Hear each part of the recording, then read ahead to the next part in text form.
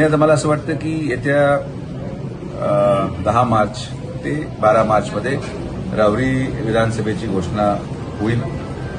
कारण की बंगाल, तामिळनाड, केरळ, पाँडिचेरी आणि आसाम या 5 राज्यांच्या निवडणुकीबरोबर महाराष्ट्राच्या 2 पोटनिवडणुका लागण्याची दाट शक्यता आहे. त्यामध्ये एक बारामती आहे आणि एक राहुरी विधानसभा आहे. तर स्वर्गीय कर्डिले साहेब गेल्यानंतर जी जागा रिक्त झालेली आहे ही आमची जबाबदारी आहे. कर्डिले साहेबांच्या संकल्पनेतून जी राहुरी त्यांनी पाहिली ती राहुरी तशी राहावी यासाठी आमचा प्रयत्न आहे. उमेदवारी बाबतीत मी भाष्य करणं योग्य राहणार नाही. राज्याच्या मुख्यमंत्र्यांकडे तो अधिकार आहे. आमचा प्रामाणिक हेतू आहे की स्वर्गीय कर्डिले साहेबांचे चिरंजीव अक्षय कर्डिले यांना ती उमेदवारी मिळावी ही कार्यकर्त्यांची भावना आहे. पण भावना व्यक्त करणं हे नेत्याकडे असतं. कार्यकर्त्यांनी नेता म्हणून माझ्याकडे केली आणि मग मी माझ्या नेत्याकडे केली. तर माननीय मुख्यमंत्र्यांच्या कोर्टामध्ये तो चेंडू आहे. आम्ही पूर्ण विश्वासाने मुख्यमंत्री महोदयांकडे विनंती करू आणि मला विश्वास आहे की मुख्यमंत्री देखील जैन भावनेचा आदर करत निश्चित अक्षयला ती उमेदवारी देतील अशी माझी अपेक्षा आहे. पण जो काही निर्णय होईल तो वरिष्ठ पातळीवर केला जाईल आणि आम्ही पूर्ण सज्ज आहोत. पूर्ण ताकदीने ती निवडणूक लढवली जाईल आणि कर्डिले साहेबांचं कार्य पाहता फार प्रचार करण्याची आवश्यकता काही त्यांनी ठेवलेली नाही.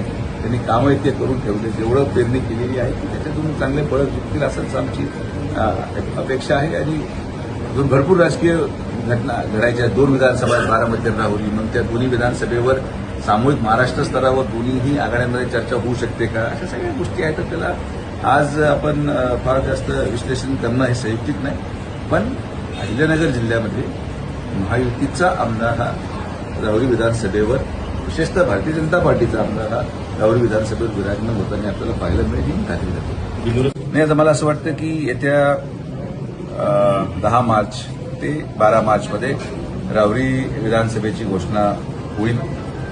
कारण की बंगाल, तामिळनाड, केरळ, पाँडिचेरी आणि आसाम या 5 राज्यांच्या निवडणुकीबरोबर महाराष्ट्राच्या 2 पोटनिवडणुका लागण्याची दाट शक्यता आहे. त्यामध्ये एक बारामती आहे आणि एक राहुरी विधानसभा आहे. तर स्वर्गीय कर्डिले साहेब गेल्यानंतर जी जागा रिक्त झालेली आहे ही आमची जबाबदारी आहे. कर्डिले साहेबांच्या संकल्पनेतून जी राहुरी त्यांनी पाहिली ती राहुरी तशी राहावी यासाठी आमचा प्रयत्न आहे. उमेदवारी बाबतीत मी भाष्य करणं योग्य राहणार नाही. राज्याच्या मुख्यमंत्र्यांकडे तो अधिकार आहे. आमचा प्रामाणिक हेतू आहे की स्वर्गीय कर्डिले साहेबांचे चिरंजीव अक्षय कर्डिले यांना ती उमेदवारी मिळावी ही कार्यकर्त्यांची भावना आहे. पण भावना व्यक्त करणं हे नेत्याकडे असतं. कार्यकर्त्यांनी नेता म्हणून माझ्याकडे केली आणि मग मी माझ्या नेत्याकडे केली. तर माननीय मुख्यमंत्र्यांच्या कोर्टामध्ये तो चेंडू आहे.